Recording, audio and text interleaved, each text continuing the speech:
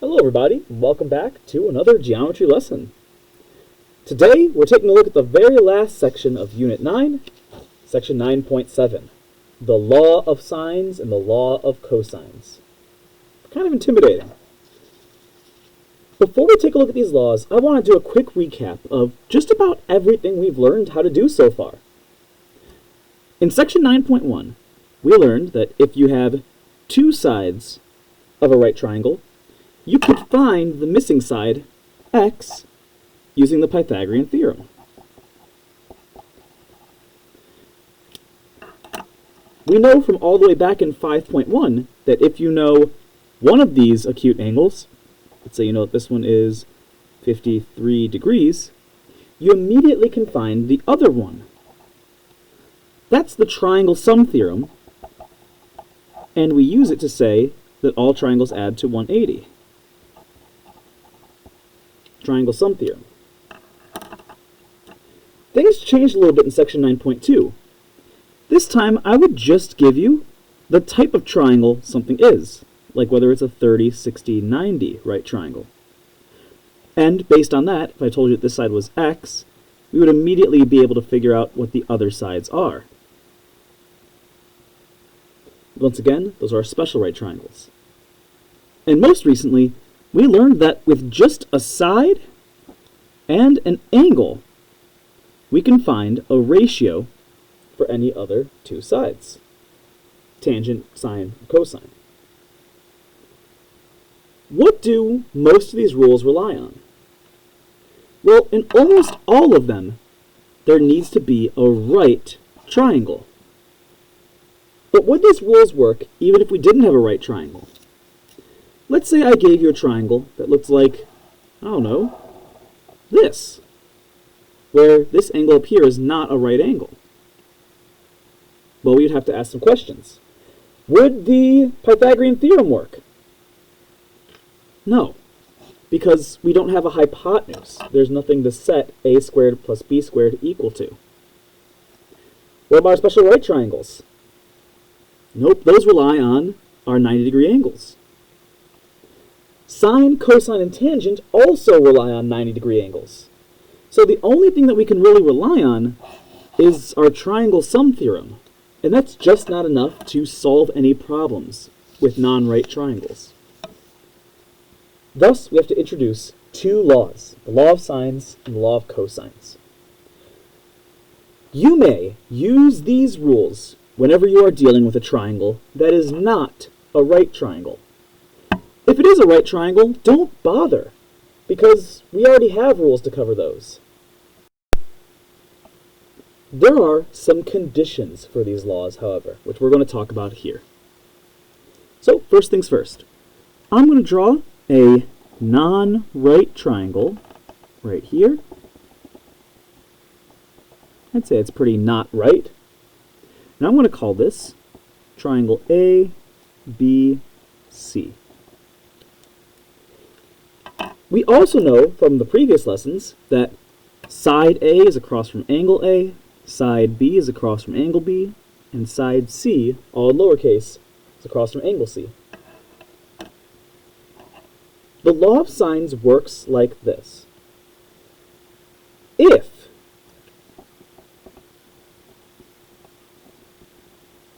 you know an angle measure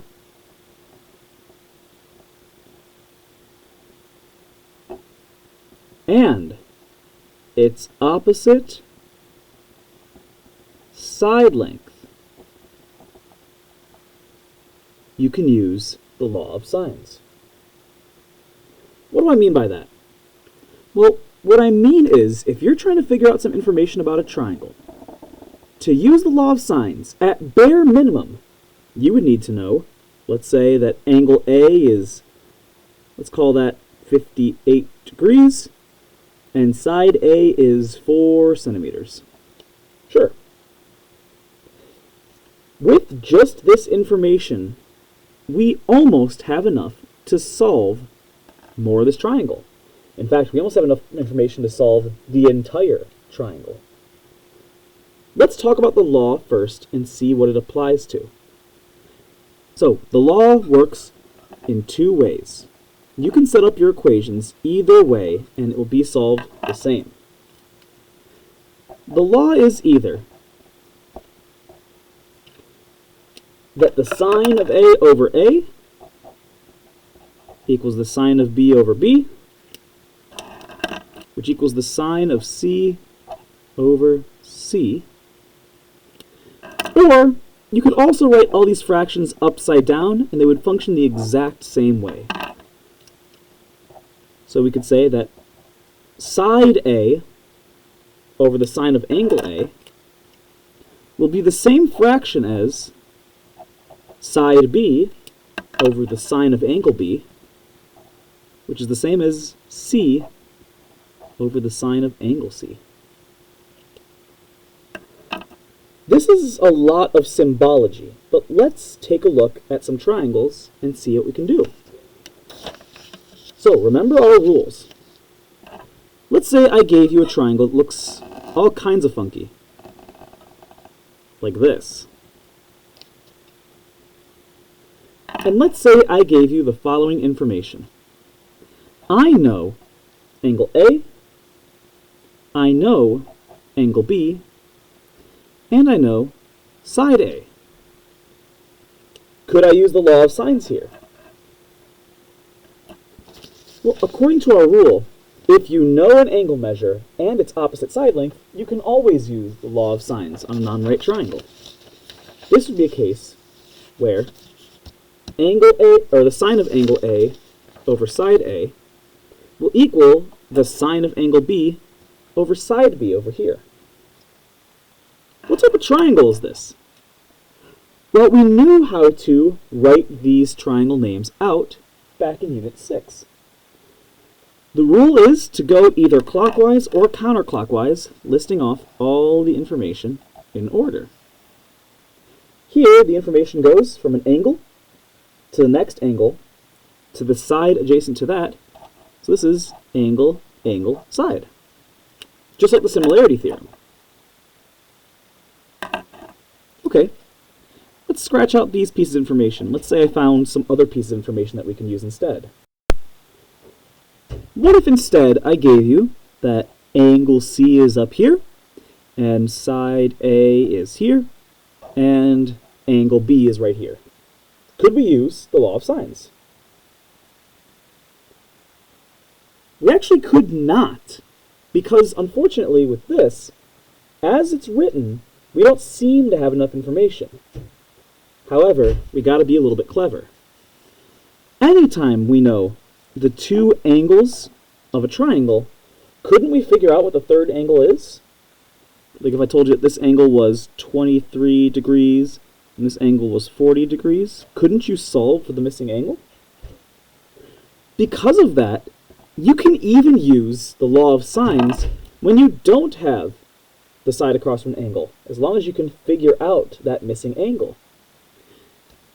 This case was angle, side, angle.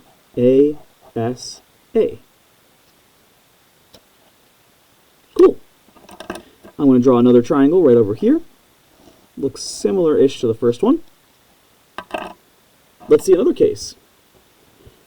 Could I do the same theorem if I gave you the following piece of information? Let's say I told you that side A is here, side C is here, and angle A is here. Yeah, the law of sine says as long as you've got an angle and its opposite side known, you can use it. So we're going to call this side, side, angle. So these are the three use cases for the law of sines. If you ever have information that matches one of these situations, you can use the law. The main key is you have to have an angle across from a side, or be able to figure out an angle across from a side. So there we go. Those are the three use cases. Angle, angle, side, side, side, angle, angle, side, angle. Let's get to actually using these. So I want to take a look at exercise 1. Exercise 1 says, describe the known information of the triangle using 3 letters. That's going to be either our angle, angle, side, side, side, angle, or angle, side, angle. Then, solve the triangle. And as a reminder, solve the triangle just means we want to find every angle and every side. So, let's take a look. If we look at this triangle here, we have to ask ourselves, what do we know? The question I'm asking is, do we happen to know an angle across from a side? And the answer is, we absolutely do. If we take a look at this triangle, we happen to know that angle A is 115 degrees, and its opposite side has a length of 20. So that means that we have fit the prerequisites to use the law of sines. But we still haven't decided what type of triangle this is. If I go counterclockwise, for instance, I would read this as side, skip an angle, side, and then there's an angle. This is a side-side angle situation, because consecutively we go from a side to another side to the angle right next to it. Well, the law of sines says I can compare any angle on any side to any other angle on any other side, as long as they're opposites. So I could set up something that says the sine of our angle, 115, divided by 20 could equal, say, the sine of another angle divided by its opposite side. Do we have enough information to do that in this diagram? Well, sure we can. Notice here that we have side B. We know it's side B because it's across from angle B. Let's treat angle B like it's an unknown, like it's x degrees big. Couldn't we say that if the sine of 115 over 20 exists, then the sine of x over 11 exists? Now we will have to use some inverse trig to solve this, because we're trying to find an angle, but this is the basic setup. So how do we go about solving the law of sines? Well, it's a proportion, so we can just cross multiply. 11 times the sine of 115 is written as 11 sine 115. I'd be very careful to make sure that your degrees are either in parentheses or far away from any other numbers, just so we don't get them mixed up. When we cross multiply here, we get 20 times the sine of x. But I'm trying to figure out what x is. So how do we get x by itself? Well, recall that a number next to the sign means it's being multiplied. So what if we just divided by 20? These will cancel out, and we just divide the other side by 20. We get the following statement. The statement we get is that 11 times the sine of 115 divided by 20 equals the sine of angle x. Cool. All we need to do now is get x by itself. The problem is x is trapped within a sine, just like how this 115 degree angle is trapped within a sine. To get it unstuck, remember that we will have to use the inverse sign. The inverse of any trigonometric function swaps the angle next to the sine with the fraction on the other side. So when we do the swap, we get the inverse sine of this whole mess, 11 times the sine of 115 divided by 20 will just equal x by itself. So if we can plug this into our calculator, we can solve it. It's a very complicated thing to plug into the calculator, but I always recommend plugging it in all in one step. The reason is, it helps with the rounding. Our answer becomes more accurate the less rounding we have to do. So, here's what I'm going to do. I'm going to make a fraction in the calculator by using this green double square up here. There we go. In fact, actually, before I do that, I'm going to press inverse sine, because we have written down first. Then I'm going to make that green fraction square. And I'm just going to type in exactly what I see. Verbatim, word for word, number for number. 11 times the sine of 115 divided by 20 in parentheses. Now if these two match, I can just click enter and boom! That's our angle right there. Angle B, which we called X, is 29.9 degrees. Sweet. B is approximately 29.9 degrees. Wow, Mr. Schrager, that was a long process. I'm glad we're done with it. Well, not quite. You see, to solve a triangle, we need to know all the sides and all the angles. And we know 2 of the sides and 2 of the angles. Not to worry, though. I'm here to show you a little trick. Remember that any time you know 2 angles, you can find the third one by the triangle sum theorem. If angle A is 115 and angle B is this, we can just add together 115 plus this angle and subtract it from 180 to get, the other angle measure. Angle C is approximately 35.1 degrees. Sweet. To finish off the problem, we need to ask, is there anything else that's missing here? And we do have one piece of information we still have to find. Side C here. To find side C, we have to once again ask, do we have an angle across from a side? Of course we do. We still have angle A across from side A. Well, we will have to use the law of sines again to solve.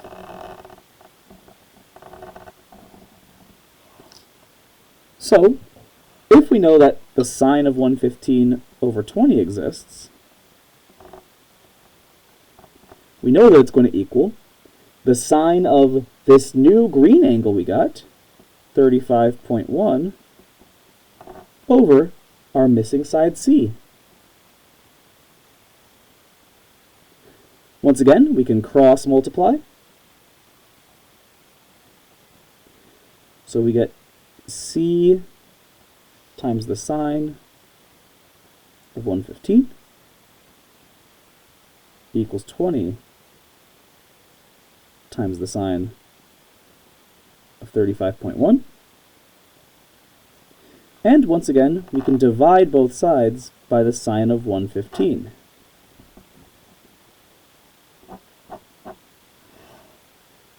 What's the difference here? Well, the difference is now we have an expression where C is already by itself. It's not trapped inside of a sine or anything. So believe it or not, it's easier to find side C now because we already know everything else we need to. We don't need to do an inverse. Once again, if you want to find side C, you got to be able to calculate it.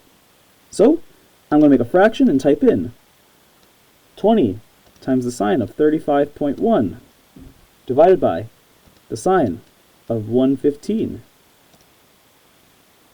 And I get this measurement. According to this, side C is going to be 12.7 units long.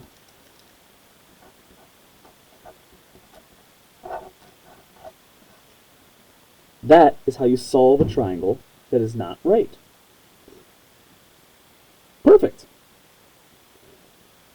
I'd like you to give problem B a shot.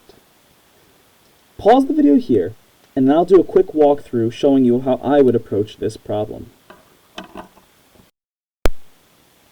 Alright, let's take a look at B together. The first thing you'll notice is that in B, we already have 2 of the angles here. So we can find the measure of the third angle, angle A, very quickly. all we have to do is take 180, subtract this 107 degree angle, subtract the 25 degree angle, we get 48. So right out the gate, A is 48 degrees. No questions asked. That's a piece of information down. From here, we have a choice on what to do. We do know an angle across from a side. We know angle B and the 15 side that's across from it. So no matter what, that is the side that we are going to use for our law of sines. The sine of 25 degrees over 15 will equal, let's actually solve for side A first. If we're trying to find side A here, we should use angle A across from it. Sine of 48 degrees over A. And now we cross multiply and solve. A times the sine of 25 equals 15 times the sine of 48 degrees. And to get A all by itself, we can just divide by the sine of 25.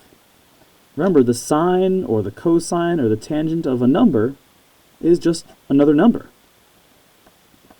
A equals whatever 15 times the sine of 48 divided by the sine of 25 is. Done. All we have to do now is plug it into our calculator. 15 sine 48 over sine 25. It's good practice to close your brackets. Gives us an angle measure, or sorry, not an angle measure, a side measure that A is 26.4.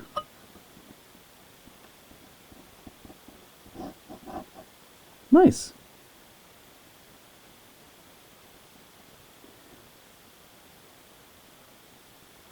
I realize now that I forgot the triangle type.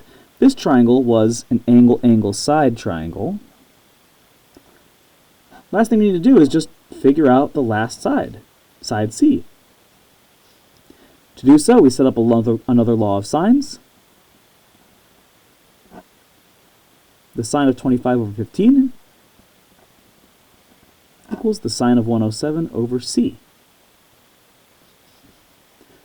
When you are all said and done, I'm going to skip through some of the steps here because we know how to cross multiply and divide at this point. We get that 15 times the sine of 107 divided by the sine of 25 will be our answer. And when we type that into our calculator, we end up getting 33.9. So C is about 33.9 units long. Just like that, we're done. We've solved for every side and angle of this triangle. Perfect. If you would like to, on the back side, I'm going to just jot down the answers to these real quick so you can check to see if you can get them right. But practice makes perfect. There we go. How did we do? The law of sines is going to be used throughout today's lesson, so don't think that we're just at the end of it quite yet. In fact, let's flip back to the front because the next law, the law of cosines, believe it or not, also sort of involves the law of sines. The law of cosines is used anytime the law of sines is insufficient for use. So used when law of sines is not. This means as long as you have either two sides and an included angle, or all three sides, you can use the law of sines. Once again, let's get the triangle going. And this time, let's say I have angle A and sides B and C. This is the perfect case where the law of cosines can be used. In this case, here's how it works. we can say that the following sides, a squared equals b squared plus c squared minus 2 times b times c times the cosine of a. Wow, what a mouthful, right? This huge law here is the law of cosines. So, here I am essentially involving the two sides and angle all in a row. Side, angle, and side.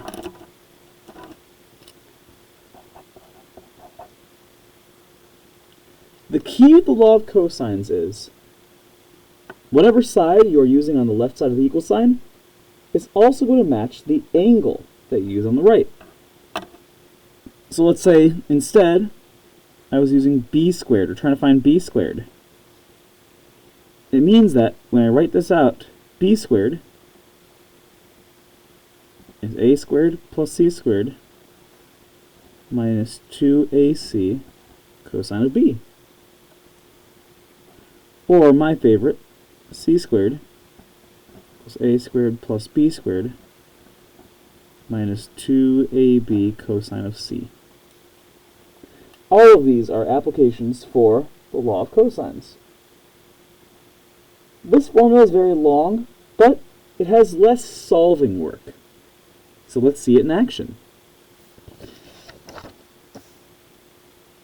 For this problem here, I'm going to take a look at problems A and C and leave the other two for you to solve.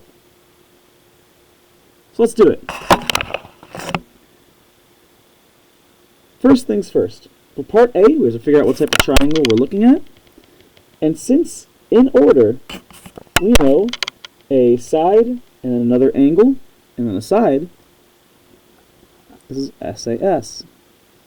Just like how in part C, the only thing we know is the three sides of the triangle. SSS. Let's start with A. We are asked to solve this triangle. My recommendation is use the law of cosines to get an angle across from a side.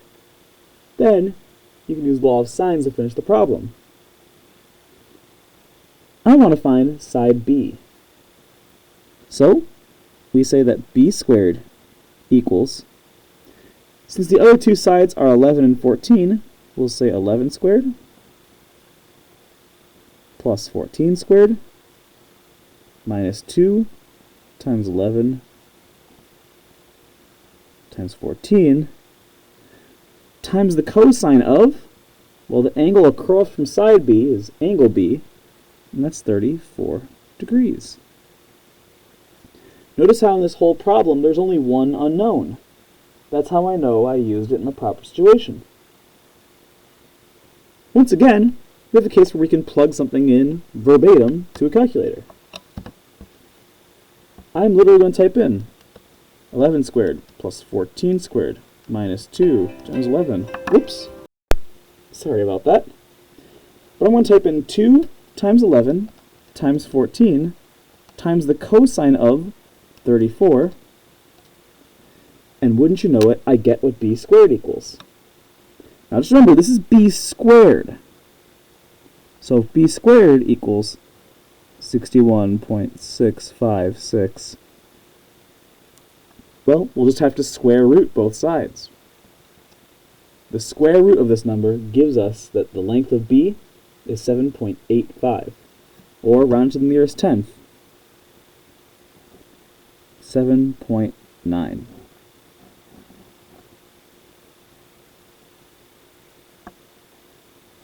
Cool.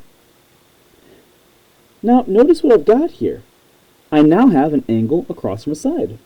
So I can just use the law of sines to calculate angle A, for instance.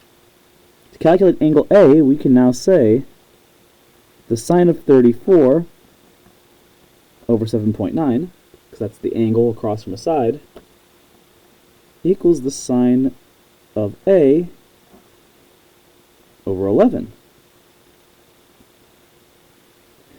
I'll cross multiply and get 11 sine 34 equals 7.9 sine of A, which means that angle A is, if I divide by 7.9 on both sides and take the inverse sine, it's the inverse sine of 11 times the sine of 34 divided by 7.9.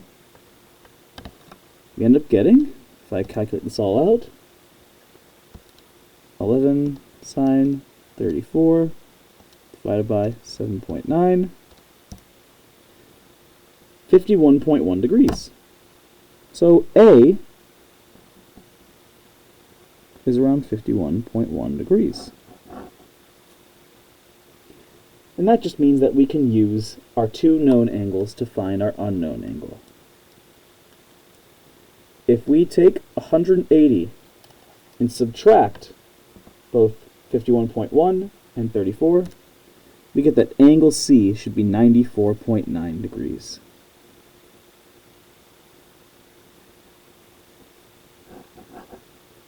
Very, very nice. All pieces of information are solved for. For problem C, we can take much the same approach. The difference is here that we do not have any angles. Our first task is going to be to find an angle. Then we could use the law of sines to find another. So, let's set something up. Say I want to find angle A, my apologies. If I wanted to find angle A, then according to the law of cosines, I would need to use side A on the other side of the equal sign. The side and the angle are always going to be on opposite sides of the equation. So we can very specifically say that 12 squared, because 12 is across from A, equals 20 squared plus 27 squared minus 2 times 20 times 27 times the cosine of A. This only has one variable in it, so we know we did it right. Let's start simplifying. 12 squared is 144, and I'm just going to simplify 20 squared plus 27 squared as 1,129. Then we have minus 2 times 20 times 23.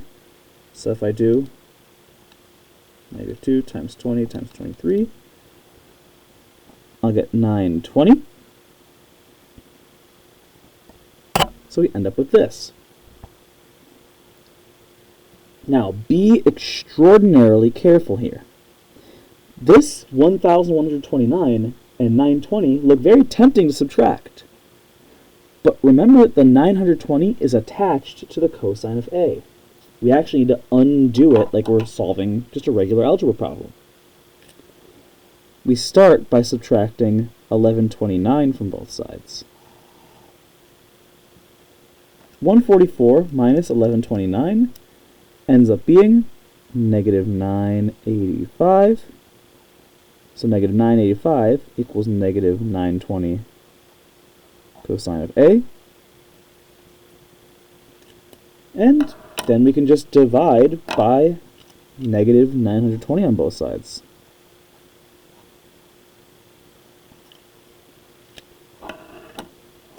We end up getting that negative 985 over negative 920 equals the cosine of A. So how do we find angle A? We get to use an inverse. Anytime you're trying to find an angle, you'll eventually need to use an inverse to get A all by itself. So A is the inverse cosine of negative 985 divided by negative 920, which, if we calculate it, So if we calculate that,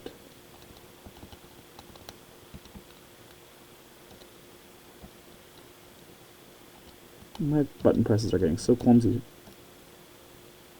Oops. What did I do wrong?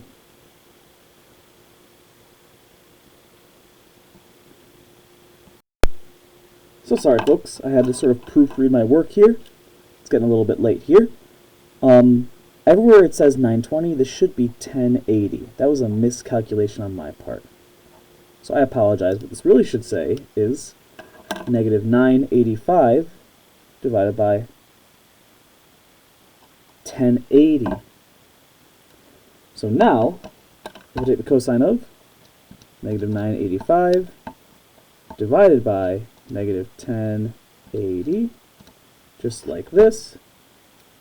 It gives me my angle, 24.2 degrees. I knew something was awry. So A is 24.2 degrees.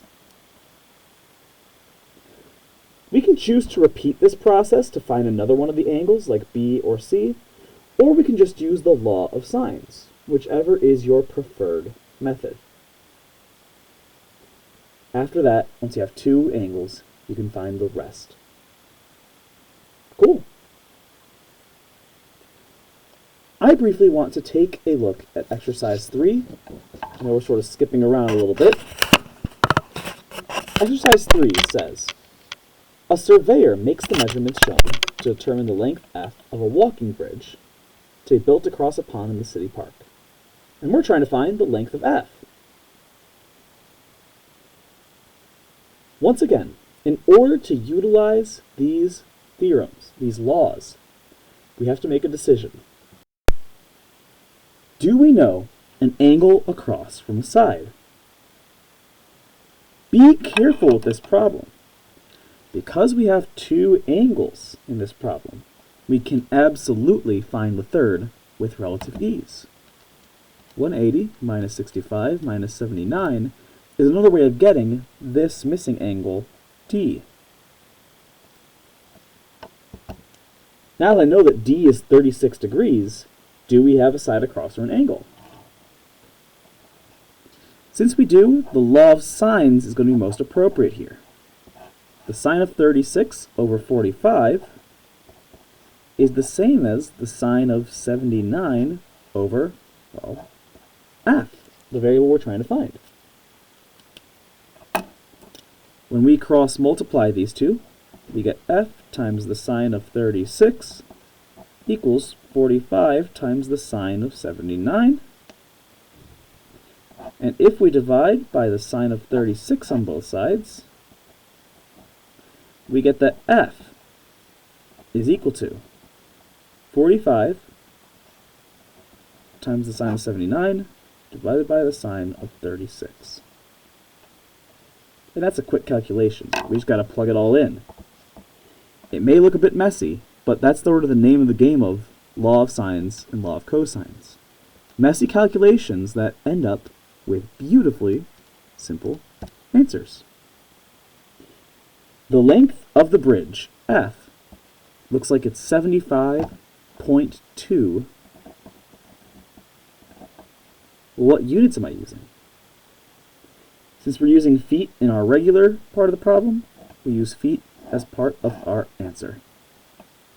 Done. Thank you so much for listening, everybody. I hope you have a fantastic rest of your night.